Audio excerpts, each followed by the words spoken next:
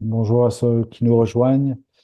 Bienvenue dans ce nouveau webinaire organisé par le French District avec Barnes New York cette fois. Et j'ai le grand plaisir d'avoir en face de moi Yann Rousseau, qui est le directeur de Barnes New York. Et on va parler de comment préparer son expatriation au nord de New York, ce qui est un sujet un peu comme ça qui semble assez amusant. Qu'est-ce que ça veut dire le nord de New York? Justement, il y a une vraie tendance là-dessus et Yann Rousseau va nous expliquer tout ça. Donc bonjour Yann, comment vas-tu? Bonjour Romain, et bien, écoute bien, merci. Et toujours ravi d'être parmi le French District et d'autant plus que nous avons clôturé la semaine dernière l'acquisition voilà, des suiveurs, lecteurs de French District, avec qui on travaille maintenant depuis quelques mois, qui vient de faire l'acquisition d'un beau pied-à-terre à New York. Donc on est d'autant plus ravi de vous retrouver suite à cette belle transaction. Bon, super nouvelle. Euh, et surtout, merci de la partager, c'est sympa. Euh, Avec plaisir. alors, comment préparer son exploration au nord de New York et qu'est-ce que ça veut dire le nord de New York exactement? Euh, le nord de New York, tout simplement parce qu'en fait, il y a une école française qui est plutôt connue, qui s'appelle la FASNY, French American School of New York, qui est située à Larchmont. Et en fait, c'est aussi souvent une question d'espace et de budget pour beaucoup de nos clients donc français francophones qui viennent s'expatrier donc à New York. Et on est malgré tout à distance de tir voilà, de New York en 45 minutes, 30-45 minutes en train. Et on se retrouve avec beaucoup plus d'espace et sur des budgets qui sont moins conséquents que ce qu'on peut avoir bien évidemment à Manhattan, mais quand même à Brooklyn, où donc, il y a quand même une grande communauté française qui s'installe à Brooklyn. Mais on est forcément sur des espaces plus réduits et des budgets plus grands. Donc, ceci explique cela. Ok, et c'est une vraie tendance, il y a beaucoup, en termes de, est-ce que les gens arrivent plutôt de hors New York ou est-ce que c'est plutôt une tendance de l'expatriation de New York vers ces zones nord New York? Ça dépend. On a quand même souvent les gens qui viennent s'installer dans le Westchester, donc qui est le comté qui est au nord de la ville de New York City. Le premier comté, en fait, on va voir sur une carte après. Donc, la plupart des gens qui viennent s'installer dans le Westchester, ils y viennent directement. Donc, c'est souvent effectivement des expatriés français ou francophones qui viennent et donc qui suivent le rythme scolaire et qui vont venir s'installer en septembre, qui vont se mettre directement dans Westchester. Après, il arrive parfois que certains couples ou certaines familles commencent sur Manhattan ou Brooklyn, et puis après, à mesure que la famille s'agrandit, on souhaite voilà, se prendre un peu plus d'espace et donc aller dans cette belle suburbia, comme on appelle. Effectivement, c'est quand même celle qui est la plus satisfaisante, du moins la plus bucolique, et voilà, et réussie en termes de qualité de vie par rapport au budget. D'accord. Euh, je te laisse dérouler peut-être voilà, tes slides, je crois que tu en as prévu. Absolument, absolument, mais je te laisse comme à l'accoutumée me solliciter en plein milieu, il n'y a pas de problème, et de la même manière pour les participants. On essaie voilà, ce sont des présentations qu'on fait assez régulièrement, bien évidemment. On essaye un petit peu toujours de revoir un peu le format pour le rendre plus attractif pour nos auditeurs, les vôtres. Donc, on l'a fait un petit peu sous forme de conseil aujourd'hui, même si on va quand même, de toute façon, couvrir un petit peu tous les sujets. Donc, le conseil, premier conseil, c'est simplement d'être accompagné. Le marché immobilier américain est très différent du marché immobilier. Le fonctionnement du marché immobilier est différent. Donc soyez accompagnés. Donc, constituez votre équipe tout simplement dès le début, à commencer par votre agent immobilier, en sachant que l'agent immobilier américain, il a l'avantage d'avoir accès à l'ensemble du marché. Donc, tous les biens qui sont disponibles à tout instant, que ce soit à location ou à la vente. Donc, ce qui permet en fait pour un acquéreur ou pour un locataire qui veut venir s'installer aux États-Unis de solliciter une agence ou un agent. En sollicitant de multiples agences, en fait, on se retrouve tout simplement à être présenté au même bien. Et ce qui peut rendre le message un petit peu confus vis-à-vis donc de l'autre côté, la partie vendeur. Mais bon, voilà, sachez que de nouveau, on a accès à l'ensemble du marché, que c'est une activité qui est licenciée et de notoriété publique, c'est-à-dire qu'il est possible pour tout un chacun de vérifier que vos interlocuteurs sont bien licenciés auprès de l'État de New York. Et ce qui n'est pas neutre, parce que voilà, beaucoup d'agents, beaucoup de personnes font l'immobilier sans être licenciés, donc ce qui est illégal et dangereux, bien évidemment. Et voilà, garder à l'esprit, d'autant plus dans un contexte légal actuel américain qui est assez dense, que les frais d'agence sont variables et sont négociables. Donc il n'y a pas de commission standard, il n'y a pas de, on va pas vous dire à chaque fois, quelle que soit la transaction, vous paierez tant ou vous ne paierez pas du tout. Les frais d'agence sont variables et négociables. Après, je pourrais expliquer dans le détail ce qui est, disons, un petit peu les us des coutumes, mais gardez tout à fait à l'esprit que c'est toujours variable et négociable. Donc, quand vous constituez votre équipe, bien évidemment, agent immobilier, l'avocat assez rapidement pour ce qui concerne l'acquisition. Euh, Simplement parce qu'il va y avoir une question de structuration, savoir si vous achetez en société ou en nom propre, et que l'avocat aussi sera donc très impliqué lors de la transaction immobilière, parce que ce sont eux qui rédigent les contrats, ce sont eux qui vérifient les antécédents sur la propriété ou la copropriété, le cas échéant. Et bien évidemment, pour ceux qui vont financer, il nous faudra, voilà, dans votre équipe, il vous faudra le banquier ou le courtier en prêt immobilier. Et donc, on travaille en très bonne intelligence. Voilà, cette petite équipe de trois qui vous permet de faire l'acquisition d'un bien immobilier. On va parler également, dans tous les cas, de la location, qui reste un autre marché. Mais bon, voilà, on part un petit peu acquisition. Par la suite, bien évidemment, assurance, comptable, divers prestataires. Mais bon, gardez à l'esprit que l'agent immobilier reste celui qui est un petit peu le chef d'orchestre sur une acquisition. Donc, choisissez le bien, bien évidemment. Et on ne saurait trop vous recommander que de choisir tout simplement Barnes. Et on va pas faire recommandé à la concurrence, mais voilà, nous sommes donc le bureau new-yorkais de Barnes. La plupart voilà, du moins des Français connaissent bien évidemment Barnes. On est leader en France, on est leader en Suisse, on est leader en Belgique. Actuellement, on est donc 130 bureaux Juste, dans 20 pays. je t'interromps, Yann. Pour ceux qui Mhm. nous écoutent et qui souhaitent poser une question, n'hésitez pas à la poser en faisant un petit signe de la main, non pas en vidéo, mais avec le bouton réaction. N'oubliez pas que vous pouvez aussi poser votre question par écrit dans le module de chat. Si vous voulez pas prendre la parole, c'est très simple. Et n'hésitez pas à nous interrompre parce que bon, il y a une présentation qui est prévue, mais en même temps, c'est tout fait pour être interactif au moment où vous le souhaitez. Voilà. Et donc, je te laisse continuer, pardon. Absolument. Non, mais tout à fait, tout à fait. Je suis en train voilà, on est en train de faire la promotion de notre belle maison Barnes, de notre belle marque, donc de nouveau 20 pays. 130 bureaux, 1400 personnes à ce stade, et Barnes fait principalement de l'immobilier, mais fait aussi différents services qui ont trait à l'art de vivre à la française, on peut dire à la française, donc entre autres yachting, vignoble, hôtel, conseil en art, un petit peu aviation privée, conciergerie de luxe, location saisonnière, en fait, donc énormément de services. Et aux États-Unis, nous sommes à Miami, à Portland et donc à New York. Et nous sommes donc à New York. Alors là, c'est juste pour donner un aperçu du réseau Barnes, donc bien évidemment très implanté en France et en Europe, mais aussi maintenant voilà, en Europe de l'Est et au Moyen-Orient. Pour les destinations un peu plus exotiques, on a Maurice et le Maroc, et donc voilà, récemment Dubaï. Et après, voilà, de ce côté de l'Atlantique, on a Saint-Barth, Montréal et nos agences américaines au cœur desquels, donc évidemment, Barnes New York que je dirige avec trois bureaux. Donc, notre bureau de Manhattan, qui est proche de Grand Central, pour ceux qui connaissent. Et on a donc ce bureau, voilà, depuis maintenant 2 ans, au plein cœur de la communauté francophone du Westchester, donc qui est à Larchmont, un bureau sur Palmer Avenue pour ceux qui connaissent également. Et on a également une adresse dans le Connecticut, parce que nous sommes licenciés également de Connecticut, donc à Greenwich. Et on couvre un petit peu, voilà, tout simplement les trois, ce qu'on appelle Tri-State Area, à savoir New York, New Jersey, Connecticut, avec des agents qui sont depuis le nord du Connecticut jusqu'au sud du New Jersey et donc à l'extrémité aussi est de l'État de New York, à savoir donc les Hamptons. On couvre une très belle zone avec 35 personnes. On parle bien évidemment français en prime abord et anglais, mais voilà, on a 13 langues que l'on parle de manière native, donc avec des courtiers qui sont donc originaires des pays. Un service de gestion locative dédié pour ceux qui font de l'investissement locatif.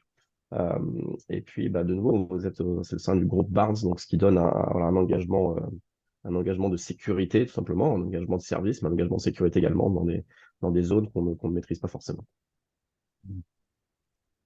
Et Bon, le ouais. fait que tu disais que tous les agents ont accès à tous les biens immobiliers qui sont à la vente ou à la location, évidemment, c'est par état. C'est-à-dire que vous avez des agents qui sont aussi dans ces états-là.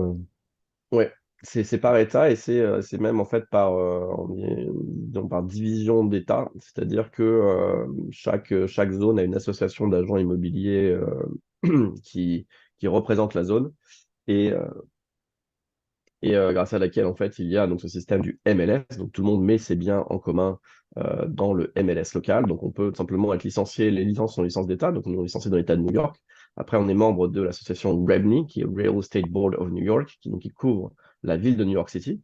On est membre de HGAR, qui est Hudson Gateway Association of Realtors, qui, elle, couvre la zone justement de Westchester. Après, on est licencié donc dans l'État du Connecticut, mais on est membre de l'association des agents de Greenwich, donc qui va couvrir Greenwich et qui va couvrir au sens large, en fait, le comté de Fairfield. Ok.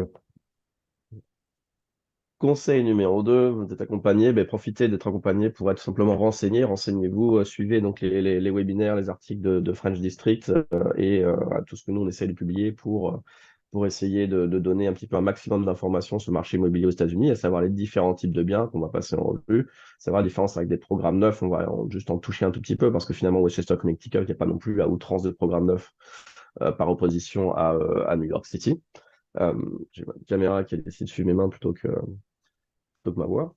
On va parler du processus d'achat et de location. On va parler un petit peu des villes, voilà, des villes, des prix et surtout, voilà, ce qui est intéressant, c'est de savoir quel est l'état du marché immobilier à l'instant T pour savoir comment vous appréhendez le marché et quelle marge de négociation éventuelle, quelle stratégie vous pourrez avoir voilà, pour mettre en place votre projet immobilier new-yorkais. Et j'imagine que tu as Donc, prévu de pour nous entrer parler dans, de l'état du marché sur ces deux zones ou... Absolument, absolument. Je D'accord. vais présenter un petit peu d'abord les types de biens, un petit peu parler du processus et après on rentrera plus dans le détail. Et à la fin, je terminerai évidemment par quelques exemples, de nouveau qui sont une quantité limitée d'exemples tout simplement parce qu'on a accès à l'ensemble du marché. Donc on a typiquement accès, vous verrez, il n'y a pas non plus un inventaire dingue et c'est d'ailleurs un des facteurs très importants à retenir pour le Westchester.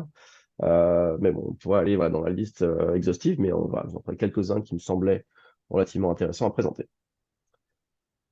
Donc pour les types de biens, en très grande majorité dans tous les cas, voilà, sur cette zone de Westchester et de Connecticut, est-ce que nos clients recherchent, c'est de la maison individuelle. Et les facteurs importants, bien évidemment, au-delà de la maison en elle-même et des autres facteurs voilà, émotionnels envers la maison, c'est de savoir dans quel zonage scolaire elle est. Parce que voilà, les écoles publiques, on n'a pas le droit de parler des écoles, donc je n'ai pas dit que les écoles publiques dans Westchester et Connecticut étaient d'un excellent niveau. Mais en tout cas, voilà, sachez bien évidemment que toute adresse est attachée à un zonage en fait de l'école, souvent rattaché à la ville, bien évidemment. Après, ça devient moins pertinent si vous allez dans les écoles privées, notamment internationales, notamment la FASNI. Mais bon, sachez quand même que c'est un facteur à garder en tête. C'est ce qui vous intéressera potentiellement encore davantage donc sur ces zones-là de Westchester et de Connecticut, c'est savoir où est la gare la plus proche pour pouvoir rejoindre Manhattan de manière le plus rapide et la plus efficace possible, en sachant qu'on va peut-être pas y aller en voiture parce que ça devient très compliqué. Euh, mais malgré tout, un accès autoroutier pour pouvoir, voilà, évidemment, vaquer aux alentours et profiter de pouvoir sortir aussi de cette zone-là pour aller explorer notamment le nord de l'État, qui est le nord de l'État ou les autres États à proximité. Occasionnellement, comme vous pouvez le voir un exemple sur la deuxième photo à droite en bas, des townhouses, ce qu'on appelle townhouses, c'est tout simplement des maisons mitoyennes, donc des maisons de ville, avec parfois un petit bout de jardin derrière. C'est assez rare quand même, malgré tout, sur Westchester, Connecticut, mais sur les villes voilà, de ces comtés, de ces États, on peut en trouver parfois. Et en dernier, on parle donc, pour ce qui est donc des maisons individuelles, entre guillemets, des maisons, on parle tout simplement des multifamilies. Multifamilies, ce sont des petits immeubles d'appartements. Donc qui ont donc souvent aussi bien au cœur des villes, qui ont l'avantage simplement que vous pouvez avoir un usage partiel. Vous pouvez en louer d'autres parties qui vous permettent, vous, d'utiliser notamment l'appartement le plus grand de ce multifamily. On peut avoir un usage mixte, c'est-à-dire qu'on peut avoir une partie commerciale en bas, avec un commerce en bas et puis après du résidentiel en haut. Donc voilà, c'est un petit peu un type d'actif qui est assez différent et qu'on appréhende d'ailleurs de manière différente. Et pour ceux qui sont des grands fans de la location de court terme et d'Airbnb et qui essayent d'optimiser tout simplement leurs biens et leurs revenus grâce à ça, alors la législation, elle est par ville. Parfois c'est pas une législation d'État, de comté, mais dans le cas de New York, c'est vraiment par ville. Et donc à regarder vraiment dans le détail ce qu'on peut faire et ce qu'on peut ne pas faire.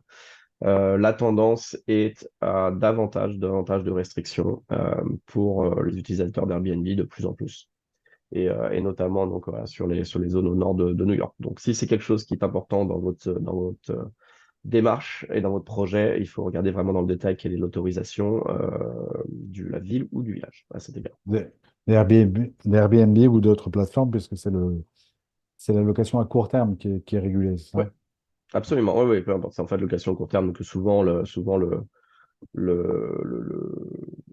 le plancher, enfin du moins, se fait en dessous de 30 jours. À partir du moment en dessous de 30 jours, on le considère en location de court terme, souvent. Mais de nouveau, il faut regarder dans le détail. D'accord. On a quand même malgré tout des appartements. Ici, vous voyez la tour de notre cher ex-président, une dizaine de tours Trump qu'il y a à travers donc l'État de New York et même à travers le pays. Donc ça, c'est la tour Trump de White Plains. Deux types d'appartements. Vous avez la même dynamique que vous aurez sur New York City, mais vous l'avez également sur d'autres parties du pays, même si c'est un peu en moins de quantité. Donc la différence entre les condos et les coops. En pratique, dans l'usage, ça ne vous change rien. Vous avez bien évidemment l'usufruit de votre appartement. Mais le condo, c'est ce qui est équivalent à la copropriété française. Ça, vous achetez tout simplement un bien immobilier et vous avez un pourcentage d'utilisation des parties communes. Donc, toutes les nouvelles constructions quasiment maintenant sont du condominium. Ils sont malgré tout moins nombreux parce qu'historiquement, on ne faisait quasiment que de la coop. Voilà. Ils sont moins nombreux et ils sont plus chers simplement parce qu'on va voir pourquoi ils sont plus chers en parlant des coop. Mais sachez que voilà, pour un condo, vous payez donc vos charges de copropriété et une taxe foncière qui est attachée à votre bien, taxe foncière individuelle. Inversement, les coops, eh bien, pas rentrer dans un grand niveau de détail, mais en fait, vous achetez des parts dans la société qui détient le building, le bâti. Et après, vous avez, donc, comme je disais, l'usufruit de l'appartement que vous avez choisi, hein, ça, il n'y a pas vraiment de débat, et vous payez en fait des charges de copropriété qui sont relatives donc, à l'occupation de ce bien. Donc, vous n'êtes pas détenteur d'un bien immobilier, vous êtes détenteur de parts dans une société. Et il se trouve que c'est cette société-là qui paye une taxe foncière. Parce que la taxe foncière est levée sur l'ensemble du bâti, donc en quoi vous ne payez pas de taxe foncière. Bien évidemment, elle est incluse, enfin votre pourcentage du moins est inclus dans vos charges, donc toutes choses étant égales par ailleurs. Mais c'est pour ça que les charges en coop sont plus élevées que les charges en condo. Mais gardez à l'esprit qu'en condo, vous payez une taxe foncière, en coop, vous n'en payez pas. Aussi, faire très attention aux coop. Parfois, la coop, donc la société des copropriétaires, ne détient pas le foncier.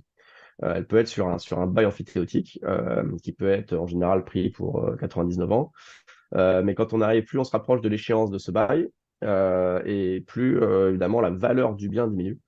Parce que le bail va être soit réévalué à la hausse, soit tout simplement le propriétaire du terrain peut récupérer le terrain et donc le bâti avec. Donc faire très attention quand on voit ce qu'on appelle des ground ou des land lease. Quand on voit des coops avec des prix très très bas, il y a tout simplement une raison. Et c'est souvent ça. Mais aussi pourquoi la plupart de nos clients se concentrent sur les condos et pas sur les coops, donc souvent pour des investissements locatifs, il n'y a pas vraiment de débat non plus, mais quand même pour un usage en résidence principale, c'est que les restrictions sont fortes à l'entrée et à la sortie, tout simplement parce que l'association des copropriétaires a un droit de regard sur qui achète ou qui vient louer le bien, qui peuvent limiter tout simplement le financement, voire l'interdire, le financement, donc il faudrait tout apporter en cash. Donc, quand on est sur des copropriétés, notamment à New York, où on a l'appartement le moins cher est à 15 millions de dollars, ça fait un peu la cooptation entre personnes très riches, simplement parce qu'ils n'autorisent pas que les gens financent. Donc, ça veut dire qu'il faut amener 15 millions, 20 millions, 30 millions cash pour être copropriétaire. Souvent, ils ne vont pas autoriser les achats en LLC, ils ne vont pas autoriser les pieds-à-terre, ils ne vont pas autoriser les dons aux enfants, ils ne vont pas autoriser les achats en trust. Donc la coop, c'est vraiment, bon, c'est moins cher, mais ceci explique tout ça. Voilà pourquoi c'est moins cher. Mais bon, c'est pas forcément facile d'utilisation, et pas forcément non plus facile d'acquisition ou de location pour beaucoup de nos clients qui sont expatriés. Je touche rapidement sur les programmes neufs. Pourquoi? Parce que c'est quand même une dynamique plutôt voilà, New York City, davantage que dans Westchester et dans le Connecticut, mais ceci étant, il y en a malgré tout, donc c'est pas inintéressant. Pour ceux qui veulent faire des investissements, c'est plutôt en général une bonne option parce qu'on n'a évidemment pas de maintenance ou de réparation à faire sur les 5 premières années, que ça gèle le prix en fait d'achat maintenant par rapport à une livraison qui peut être sous 1 an ou 2, et qu'il y a surtout des démarches de négociation qui sont plus importantes sur le neuf que sur l'ancien. Et certains de ces programmes aussi bénéficient d'une exemption de taxe foncière, donc ce qui les rend d'autant plus intéressants. Mais de nouveau, pas vraiment une dynamique Westchester, mais bon, sachez, garder à l'esprit que les programmes neufs, c'est, comme on dit ici, un autre animal. On n'approche pas l'acquisition dans un programme neuf de la même manière qu'on le fait sur de l'ancien. Juste ça que je voulais préciser. Avant de rentrer maintenant dans le détail donc, de de Suburbia, la banlieue au nord de New York City. Donc vous voyez donc sur la carte donc la partie New York City, le premier comté qui est la subdivision disons de l'État, le premier comté donc c'est le comté du Westchester qui va remonter jusqu'au Connecticut. Et après, on a d'autres comtés plus au nord de New York, parce que New York va jusqu'au Canada, hein, ça remonte jusqu'à Buffalo, chez Niagara, donc c'est un très grand état, mais New York City, la ville, au-delà, Westchester, et juste en fait à quelques encablures, On arrive dans le Connecticut, notamment la première ville étant Greenwich, et qui est la plus renommée.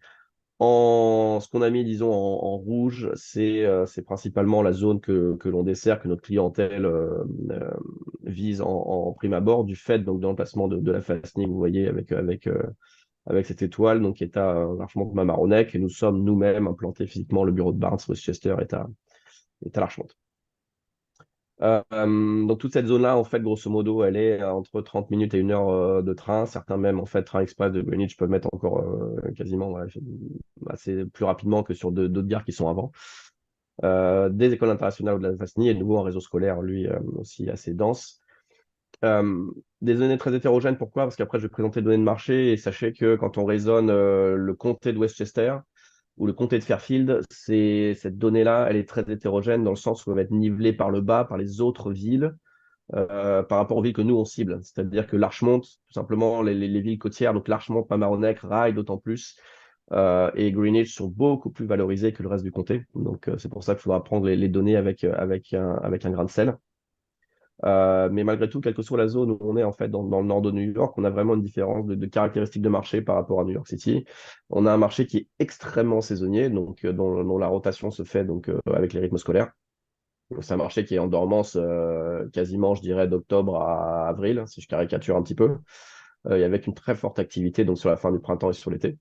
Et une fréquence de rotation qui est très faible aussi. Donc, s'il n'y avait pas effectivement les expatriés qui peut-être ont un rythme de 5 ans, en fait, c'est beaucoup de résidences principales où des gens, ça reste dans la famille pendant 15 ans, 20 ans. Et une fois que les enfants sont partis à l'université, à ce moment-là, peut-être que ce qu'on appelle les empty nesters, donc les parents vont diminuer un petit peu la voilure, encore que souvent ils gardent la maison, dans tous les cas, c'est bien la maison familiale. Donc, intrinsèquement et je dirais structurellement, il y a très très peu d'inventaire. Donc, on a une demande qui est très concentrée en fait dans l'année avec peu d'inventaire. Donc voilà, c'est pour ça que les prix ne baissent pas et continuent à augmenter, mais surtout on a très peu de négociations possibles. Donc vous verrez actuellement, par exemple, pour donner un exemple, sur New York City, il y a une correction de marché qui se passe et on négocie entre 5 et 10, voire 15% sur le neuf. Eh bien, dans le Westchester et dans le Connecticut, on ne négocie toujours pas, tout simplement. On a encore beaucoup de ventes qui se font au-delà du prix demandé. Pour parler justement des prix, avant de rentrer, voilà, de vous montrer quelques propriétés, là on va parler du Westchester, après du Connecticut. On a les données donc, de Miller Samuel, qui est un petit peu le pourvoyeur de données le plus solide sur la zone. On vous montre un prix médian, qui est la donnée un peu la plus représentative de marché. SF, c'est single family, donc là c'est la maison individuelle. Et après, vous avez donc les condos, les coops, qui sont vos appartements. Donc vous voyez bien évidemment une grande différence de prix. Vous voyez une augmentation relativement constante depuis des années. Euh, les données à gauche sont, elles, intéressantes parce qu'en fait, on voit d'une année sur l'autre. Donc là, on parle du troisième trimestre 2023. Les chiffres du quatrième trimestre ne sont pas encore arrivés. Mais le troisième trimestre 2023, on a une augmentation de 5% des prix, alors qu'on est en correction de marché, inversement. C'est ça qui est intéressant. Le marché immobilier au sein des États-Unis a ralenti, et notamment du fait des taux d'intérêt, où je montrerai après. Mais on a une augmentation de marché en fait, du prix sur ces zones-là, mais une grande diminution de la quantité de transactions. Donc, moins 20% en nombre de transactions. L'inventaire, lui, a chuté de 30%. Mais donc voilà, forcément, quand même on a une diminution de volume et l'inventaire diminue plus rapidement que la quantité de transactions. Donc, les prix se maintiennent, les prix sont à la hausse. Et voilà, facteur de négociation aujourd'hui, enfin, du moins au troisième trimestre, il était de 0,1%. Donc, savoir, on ne négocie pas et on achète souvent au-delà du prix demandé. Donc un prix médian sur le Westchester de 925 000 $ pour les maisons individuelles, mais ça, comme je vous l'expliquais, données très hétérogènes. Regardez le South Shore. Le South Shore, c'est la partie donc côtière du Westchester, donc depuis, disons, New Rochelle jusqu'au Connecticut, Larchmont, Mamaroneck, Rye, Port Harrison, on est déjà à un prix médian qui est 50% plus élevé, à 1,5 million. Et pour le top 10% des ventes, on est quasiment à 3 millions de dollars. Euh, la dynamique de marché dans le Connecticut est relativement similaire. Vous voyez, pareil, des prix aussi en très forte augmentation après le Covid. Là, depuis l'année dernière, on a plus 8% de prix, moins 25% du nombre de ventes, moins 35% d'inventaire. Donc, mécaniquement, pareil, on n'a même pas 1% de négociation. Et là, on regarde le Fairfield County. Donc, le Fairfield County, qui est le premier comté quand on rentre dans le Connecticut, donc par le sud. Donc, quand on va du sud vers le nord, on passe du Westchester, Connecticut, on rentre dans Fairfield County. Et Fairfield County, la ville principale, Great Greenwich, et vous voyez une différence mais stratosphérique entre le prix médian du comté de Fairfield à 750 000 pour une maison individuelle, et à Greenwich, le prix médian est à 2 475 000. C'est une zone extrêmement valorisée. Donc pour le luxury, on est quasiment de la 3 millions. Euh, Comment on fait une acquisition, comment on fait une location, et après je vous montre des propriétés. Comment on fait une acquisition, bien évidemment, vous avez constitué votre équipe, comme j'en parlais avant. On définit les paramètres de la recherche, on fait des visites. Pour présenter les offres, il nous faut une preuve de fonds. Voilà, c'est pas plus compliqué que ça. Il nous faut une preuve de fonds et un engagement de financement. Dans ce qu'on appelle un pre-approval, un pre-qualification letter ici aux États-Unis. Vous pouvez faire du financement euh, même en étant non américain, vous pouvez financer auprès d'une banque américaine ici. Ça se fait. Elle vous donnera donc une preuve de financement. Et avec une preuve de financement et une preuve de fonds, qui n'a pas besoin d'être une lettre certifiée de votre comptable ou de votre banquier, simplement parfois une capture d'écran d'une balance bancaire suffit. Avec ça, on peut faire une offre. Euh, on a certains aussi contacts donc pour faire du financement qui vont s'adosser sur des collatéraux en Europe. Qui permettent d'avoir des taux qui sont plus intéressants, et donc pas nécessairement de s'adosser sur un collatéral, sur le collatéral immobilier. On peut prendre voilà, des collatéraux sur des portefeuilles d'actions, sur des propriétés en Europe, sur des œuvres d'art, sur X, Y, Z. Donc, on peut avoir du financement qui est un peu créatif. Vous avez fait votre offre avec tous les documents nécessaires. Votre offre est acceptée. Il y aura une période, une période où vous pourrez faire les inspections qui sont nécessaires, donc pour les maisons individuelles notamment. Et inversement, pendant cette période, l'avocat pourra faire ce qu'on appelle une due diligence sur le type de propriété. Mais si c'est en copropriété, par exemple, c'est un appartement, où là l'inspection est plus relative, il pourra faire donc la vérification des antécédents du building, notamment les finances, les règles de fonctionnement et ce genre de choses. Le contrat ensuite est signé par toutes les parties, 10% de déposit, souvent c'est ça, et après donc une clôture à 30 ou 45 jours pour une transaction cash et 60-90 jours pour une transaction financée. À noter que si vous achetez en copropriété, vous aurez la petite questionnette, le board package, qui est donc toute une série de documents à remplir, qui donc sera donc présenté à l'association des copropriétaires pour qu'ils valident votre profil. Voilà, donc ça rentre dans le détail, bien évidemment, pour ceux qui achètent des appartements et pour ceux qui sont dans ce cas-là. Les commissions, comme je le disais, variables et négociables. À ce stade, il n'y a pas encore eu de grands changements sur la pratique historique et la pratique usuelle qui reste pour la vente à ce que les commissions soient payées par le vendeur, qui va avoir donc son agent, il va payer son agent et il va payer également l'agent de l'acheteur. Mais parfois, on pourra être dans des situations où simplement l'agent de l'acheteur n'est pas rémunéré par l'agent du vendeur, enfin par le vendeur. Donc, il faudra faire une négociation entre vous et donc votre agent pour définir un montant de commission pour vous accompagner dans l'acquisition. Mais voilà, disons qu'encore à ce stade, je dirais dans la grande majorité des cas, les commissions sont payées par le vendeur.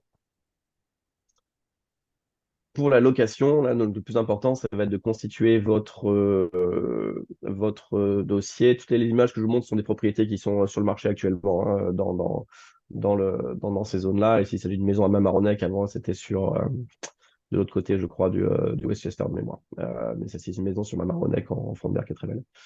Donc, pour la location, constituez votre dossier. Le plus d'éléments vous pouvez mettre, et le mieux c'est. Il n'y a pas vraiment de règles. Là, je vous en ai listé une certaine quantité: pièce d'identité, bulletin de salaire, lettre d'employeur, relevé bancaire, lettre de référence personnelle, professionnelle, euh, financière, des garants, des garanties, tout ce que vous pouvez mettre dedans. Vous êtes en compétition avec une population qui est américaine, résidente, qui ont ce qu'on appelle un credit score, ce que vous n'avez pas.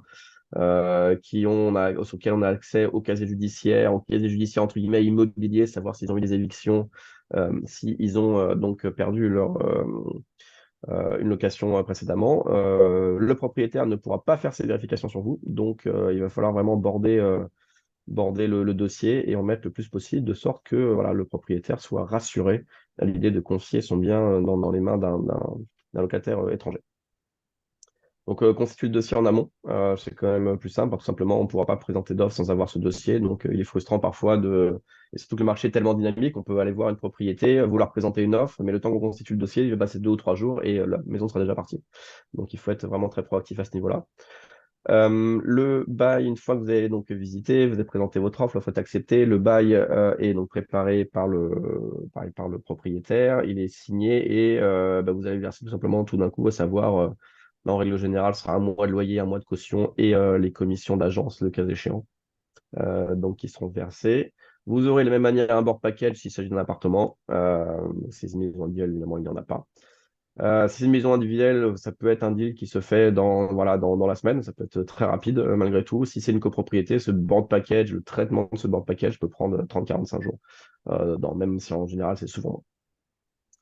Pour les commissions, de nouveau, variables et négociables. En majorité, les commissions sont payées dans le Westchester par le propriétaire qui va verser une commission à son agent et une commission à l'agent du locataire. Ce n'est pas le cas à New York City.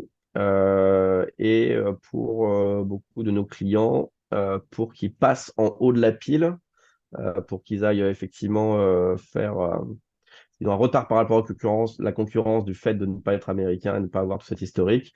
On propose souvent à ce que donc le locataire, tout simplement, paye la commission de son agent. Et comme ça, bah, le propriétaire il dit qu'il économise beaucoup d'argent finalement à ne pas avoir à payer l'agent du locataire. Donc, ça le met tout d'un coup en haut de la pile et il oublie le fait que les expatriés n'ont pas forcément tout le background ou tout l'historique qui est nécessaire. Donc, voilà, gardez à l'esprit que les commissions sont négociables et les commissions sur Westchester sont souvent un demi-mois de loyer pour ce qui concerne l'agent de chaque côté. Donc en totalité, souvent le propriétaire paye un mois de loyer qui est divisé en deux. Voilà. Et pour les ventes, il s'agissait en général de plutôt de 4%. C'est des commissions qui sont plus faibles que par rapport à New York City qui sont également divisées en deux. Eh bien, entrons dans le vif du sujet avec donc quelques propriétés pour donner voilà, un petit exemple d'une petite bâtisse typique de la zone. Je voulais parler rapidement juste des taux d'intérêt. Vous voyez, le grand drame de l'économie américaine et pourquoi l'immobilier est au ralenti aux États-Unis. Pourquoi? Bah, tout simplement parce on a doublé les taux d'intérêt en 2022. Voilà, on est passé de 4 à 8. Et donc, ça a rendu la chose extrêmement compliquée pour beaucoup de gens qui voulaient acheter. Et de la même manière, les gens ne veulent plus le vendre parce qu'ils sont dans des taux à 3% et ils vont devoir acheter qu'un taux à 8. Donc c'est la demande est malgré tout voilà, plus faible. Donc, ceux qui peuvent arriver en cash, c'est d'autant plus intéressant. Mais bon, sachez effectivement, si vous faites un financement depuis les États-Unis, on sera voilà, encore sur des taux. Ils sont en train de baisser. On pense être arrivé au creux de la vague. Donc là, ils sont tombés plutôt aux alentours des 7 et on espère qu'au printemps, ils sont peut-être retombés aux alentours des 6.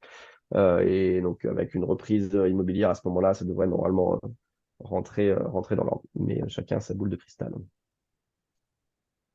On parlait d'un marché en tension. La Fasny, Larchmont, Mamaroneck. En fait, Larchmont est un village au sein de la ville de Mamaroneck. Et tout simplement, il y a 12 maisons en vente actuellement.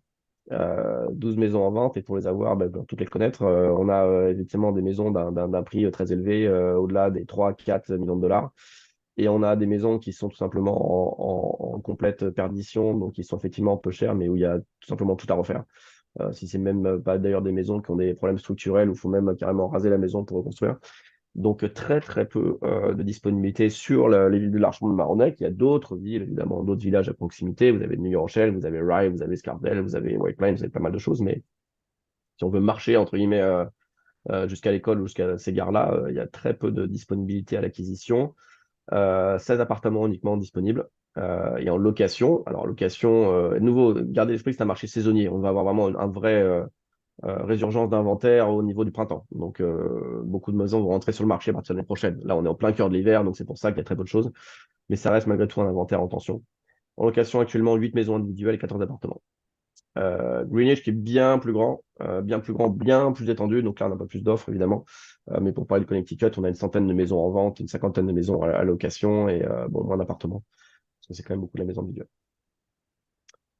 Des exemples, simplement cette magnifique maison qui, pour une fois, n'est pas coutume. On plante une maison qu'on a en mandat chez nous, mais elle est donc dans la ville de Harrison, comme vous pouvez voir sur la carte. Harrison, c'est entre Mamaroneck et Rye. Donc largement Mamaroneck, Harrison, Rye, Portchester, et après vous arrivez dans le Connecticut. C'est voilà, une maison extrêmement grande, simplement on est 900 mètres carrés intérieur, donc autant dire que qu'il faut la meubler. 5 chambres dans la configuration actuelle, mais vous pourriez en faire une dizaine si vous le souhaitiez. Potentiel de redéveloppement, elle n'est pas en excellent état. Elle a été rénovée il y a une quinzaine d'années quand elle a été agrandie, mais c'est pas encore vraiment au bout du jour. Donc il y a un potentiel de redéveloppement. Elle est beaucoup moins chère que ce qu'elle devrait être si elle avait été modernisée. Mais bon, toute proportion gardée, parce que le propriétaire en demande quand même 2 750 000 dollars, et également à location pour 19 000 dollars par mois. Sachez que vous êtes à 5 minutes de la gare d'Harrison, 5 minutes en voiture de la gare d'Harrison et à 15 minutes de la Fastney.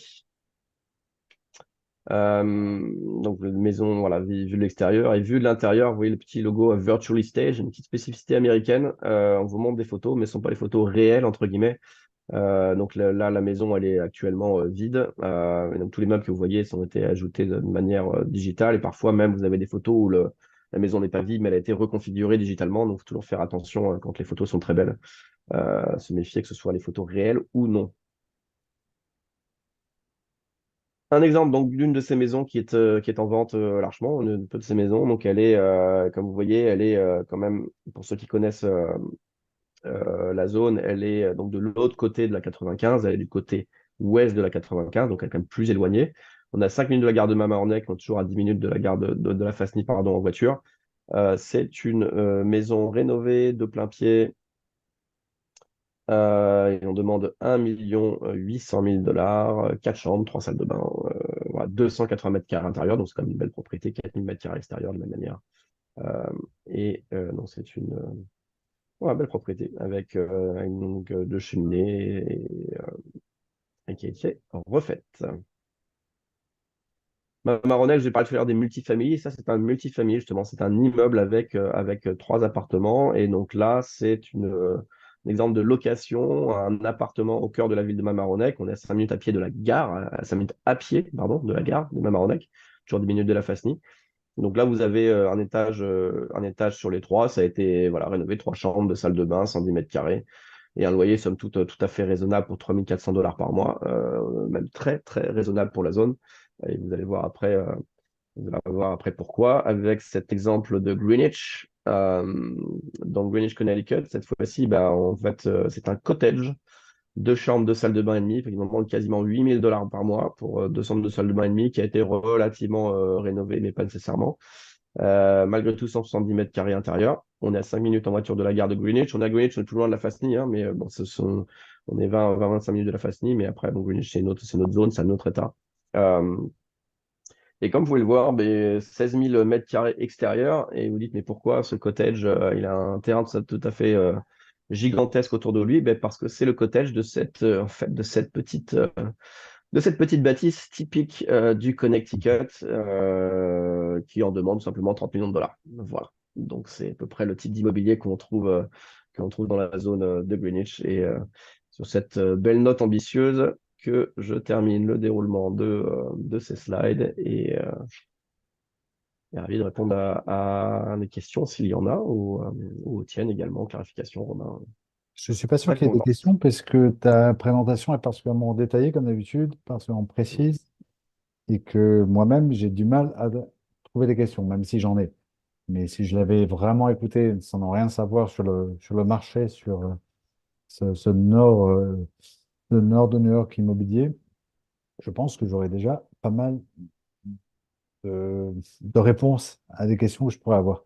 Mais ceci Merci. dit, si vous avez une question, n'hésitez pas à la poser. Vous faites un petit signe, vous l'écrivez.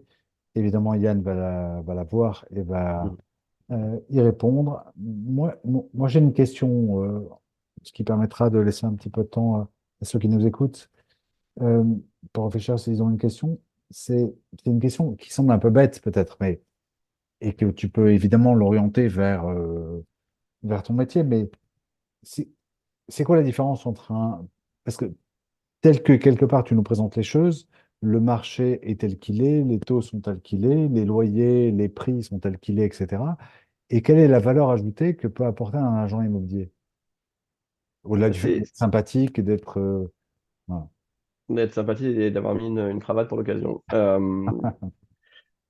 C'est une connaissance du marché, bien évidemment. Nous, les agents que l'on a dans le Westchester sont des agents qui habitent dans le Westchester, qui habitent d'ailleurs à Larchmont et à Mamaroneck, hein, nos agents. Donc, évidemment, une connaissance de marché pour les expatriés qui arrivent et qui ne connaissent pas forcément la manière dont ça fonctionne, la manière dont d'ailleurs la société américaine fonctionne, la manière dont la communauté locale fonctionne.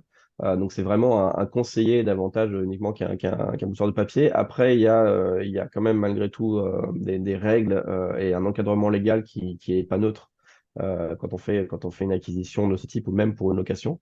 Voilà, l'avantage de l'agent immobilier aussi, tout simplement, c'est qu'il va pouvoir bah, vous montrez l'ensemble des biens, vous accompagnez sur l'ensemble des biens et ne pas avoir à ce que vous ayez vous-même à vous mettre en relation avec à chaque fois l'agent du propriétaire, l'agent du propriétaire, l'agent du propriétaire, X, Y, Z, à multiplier les rendez-vous, à multiplier la source d'information. L'agent du propriétaire, son rôle et sa responsabilité, il est envers le vendeur ou envers le propriétaire, c'est envers le bailleur. Euh, vous, vous êtes considéré, si vous allez en direct, vous êtes considéré comme client et pas comme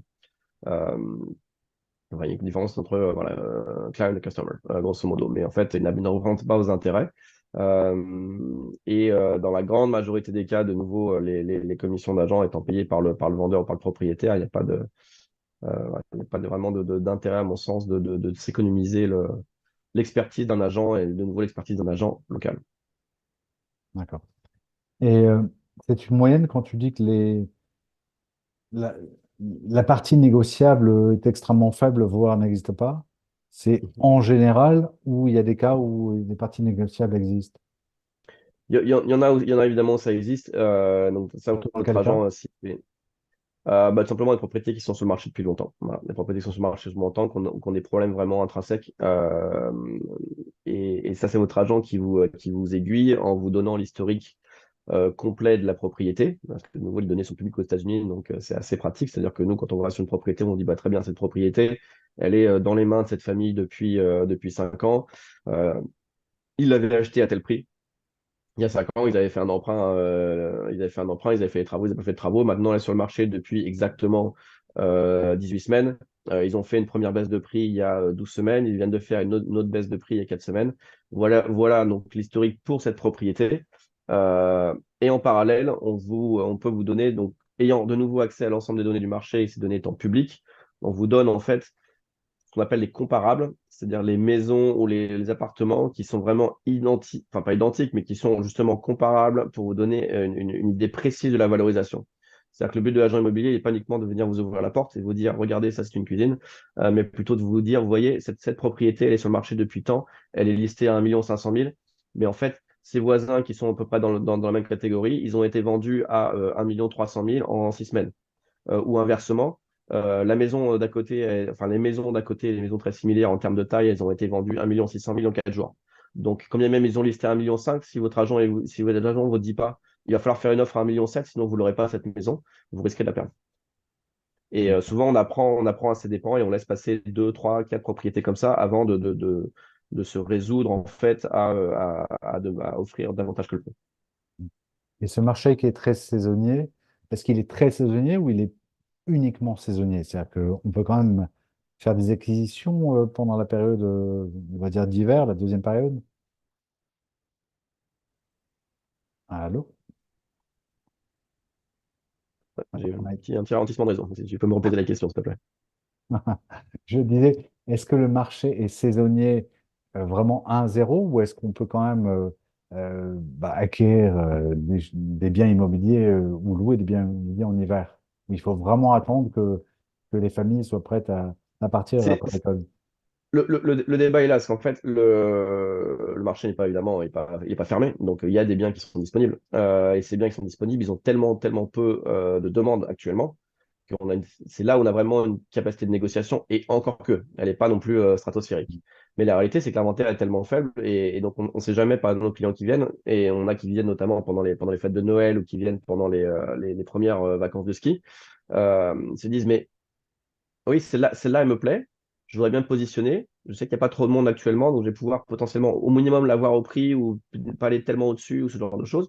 Mais si j'attends les vacances de Pâques, est-ce que par exemple, il n'y aura pas beaucoup plus d'autres options? Oui, certes, mais il y aura aussi beaucoup plus de demandes. Donc c'est la poule et l'œuf, quoi. On ne sait pas vraiment où ça commence. Et donc c'est un choix. Disons que voilà, moi sur cette zone, ce que je recommande, c'est que l'inventaire est tellement tendu, la compétition est tellement forte que quand on trouve un bien qui nous plaît ne serait-ce qu'à 80%, il faut y aller, il faut se donner les moyens d'y aller parce qu'on risque sinon après, et plus le moment passe, et plus en fait après bah, l'inventaire va rediminuer à partir de l'été, et là on va commencer à être voilà, money time et avec la rentrée qui arrive, et c'est pas toujours évident de se positionner rapidement. Et dans cet inventaire très tendu, euh, est-ce que les programmes neufs sont pris d'assaut dès qu'ils sont mis à Les, l'avant? pro- Les programmes neufs, moins, je dirais, parce que, bah, alors déjà, il y a des maisons neuves, ça arrive, celles-là, elles sont prises d'assaut. Euh, pour les appartements, il y en a quand même beaucoup moins. Les appartements sont moins en demande et les programmes neufs sont généralement plus chers aussi. Donc, bon an, mal an, voilà, c'est assez relatif, mais il y a pas, il y a, disons, un grand élément fédérateur sur Westchester, Connecticut, par opposition à New York City, par exemple, ou à New Jersey sur la partie côtière en face de New York City, quoi. Donc là, on a une vraie dynamique de programme neuf qui est différente. D'accord. Je comprends. Frédéric souhaite poser une question, donc je vais vous ouvrir le micro, Frédéric, ou alors vous l'écrivez comme vous voulez, mais je vous ai ouvert le micro. Donc, on... Oui, ok, merci. Bonjour Romain, bonjour Yann, bonjour à bonjour tous Frédéric. et toutes. Oui, j'avais juste une petite question, donc plutôt sur New York City. J'ai cru comprendre dans ce que vous disiez que le neuf sur New York City, il y avait tendance à y avoir une marge de négociation en fait. Et du coup, ça m'étonne un peu et c'est vrai que je comprends pas encore très bien comment fonctionne le marché là sur New York City. Moi, je Mhm. vois beaucoup de constructions neuves sur Manhattan ou Brooklyn parce que j'y suis en fait. J'habite Brooklyn pour le moment. Mhm. Et du coup, en fait, qu'est-ce qui expliquerait qu'il y ait cette marge de négociation possible? Est-ce que justement, c'est un rapport entre demande et offre qui est différencié? Mais absolument, et tout simplement parce que la demande est très faible eu égard aux taux d'intérêt qui sont donc stratosphériques actuellement. Et alors déjà, il y a une correction de marché sur l'ensemble du marché immobilier new-yorkais. Donc, c'est-à-dire que là, on est sur une baisse de prix de l'ordre de 5 à 10% et des marges de négociation qui sont équivalentes. Mais les prix sont maintenus quand même. On est sur une tendance baissière enfin sur une contraction de marché depuis l'été l'année dernière, l'été 2022. Et pourquoi donc les programmes neufs sont ceux qu'on négocie le plus? Parce qu'en fait, ce sont ceux qui sont dans le plus de l'urgence de vendre. Mhm. Contraction de marché, on a eu moins de demandes du fait des taux d'intérêt. Les propriétaires new-yorkais individuels, ils sont rarement dans une urgence de vendre. Donc, ils ont retiré leur bien du marché. Donc, la demande a fondu, mais l'inventaire a fondu en parallèle. Donc, c'est pour ça qu'on n'a pas eu vraiment de grande correction de marché, si ce n'est maintenant depuis ce trimestre-là. Les programmes neufs, eux, ils ont des obligations de commercialisation parce qu'ils ont des échéances de financement. Et souvent, ils ont des prêts de construction ou des prêts à court terme parce qu'ils savent qu'ils vont vendre derrière, donc ils ne se prennent pas non plus d'engagements sur le long terme. Et aussi également des engagements auprès de la ville sur certains délais. Donc, ils ont des engagements réglementaires, des délais réglementaires et des délais financiers qui les poussent en fait je dirais pas solder leurs inventaires, mais quasiment. C'est-à-dire que là, on est sur des négociations sur du prix net, on est à -15 et on peut même aller au-delà. On se retrouve dans la situation qu'on avait eue pendant le Covid. Il y a eu 6 mois pendant le Covid où c'était vraiment les soldes, entre guillemets, sur les programmes neufs. Et là, actuellement, il y a cette petite période d'opportunité que nous, on met en avant depuis déjà un trimestre et qui va durer encore probablement un autre trimestre. À partir du printemps, ça devrait entrer dans l'ordre. D'accord, ben, très bien, merci, c'est clair. Et donc, en fait, on va dire en tant qu'acquéreur, il y a cette opportunité qui est donc contrebalancée par le fait que les taux d'intérêt, effectivement, sont élevés, ce qui peut être un frein pour l'acquéreur, mais voilà, les deux Ouais. vont ensemble. Si vous D'accord. achetez à crédit, Et ouais. en sachant et on fait ça sur l'ancien, mais sur le neuf, parce que le neuf, ils ont vraiment tellement besoin de vendre qu'ils sont devenus très créatifs. Ils peuvent absorber 2 points de financement. C'est ce qu'ils font souvent actuellement. Ils vous disent, bon, ben, ils absorbent 2 points de financement sur 3 ans. Ça veut dire quoi? C'est-à-dire que mécaniquement, ils vont faire un crédit sur le prix d'achat qui va couvrir le surplus du prix du financement. Ils se disent, bon, ben, normalement, un taux normal, disons, c'est 5%. Là, vous êtes à 7. Donc, les 2%, on va vous payer cette différence, en fait sur une durée de 3 à 5 ans, parce qu'ils estiment que d'ici 3 à 5 ans, les taux auront rebaissé à un niveau normal et vous pourrez à ce moment-là refinancer. Donc, voilà, c'est quelque chose qui est fait.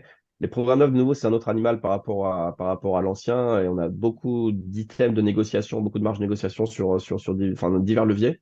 Donc là, de nouveau, autant être encore plus accompagné, je dirais, sur du neuf que sur de l'ancien pour D'accord, optimiser son acquisition autant que possible. Mais surtout qu'on parle à merci. des propriétaires, des promoteurs, plus qu'à des Mhm.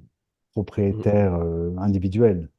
Voilà. Ouais, ouais, ouais. On n'a pas le Des facteur leviers émotif, différents. donc Voilà. donc ça c'est plutôt une bonne chose. Mais c'est pour ça aussi qu'on peut aller négocier bien davantage, quoi.